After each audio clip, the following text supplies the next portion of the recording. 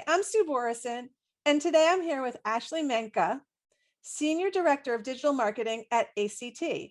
So I am hoping that you can help us understand when and why our students should take the ACT for college admissions, even with a growing list of test optional schools. So let's start with just an overall, why should students still take the ACT?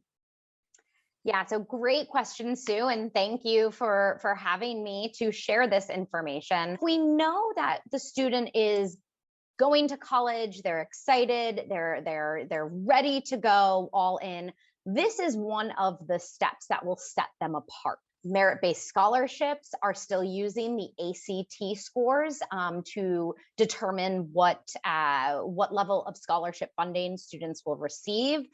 Other colleges and universities also do placement classes based on subject area ACT test scores. So really, these scores, because it is optional, it is still part of the package and still looked at by admissions officers at colleges and universities across the nation.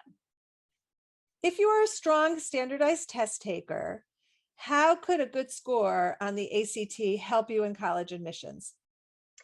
Yeah, so that score is really, really important.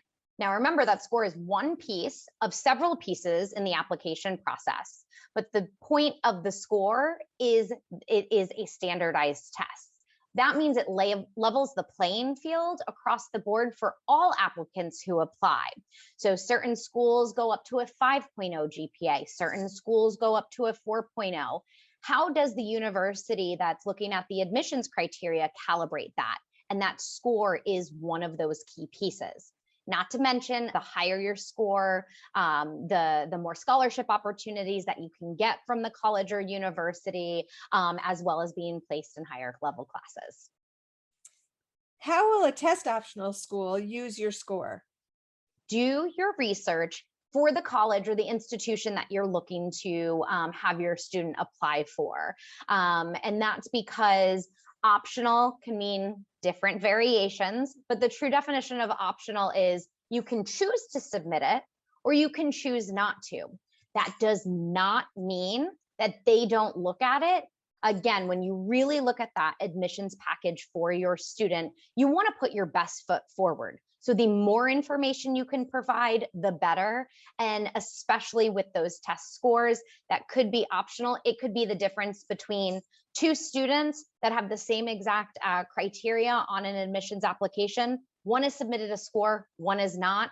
The one that has submitted a score, because there is research based on that score and definition of college level success, they may look at the score and weigh that more heavily and take that student. Okay, how about test blind schools? So it sounds like they're not using your score, but is there any other, like if you send it in, will it be used in a different way than admissions? What test blind is, they are actually not looking at your score as part of your application process in that criteria. Test blind schools are not using that score. And some of the test blind schools are not even asking for a score.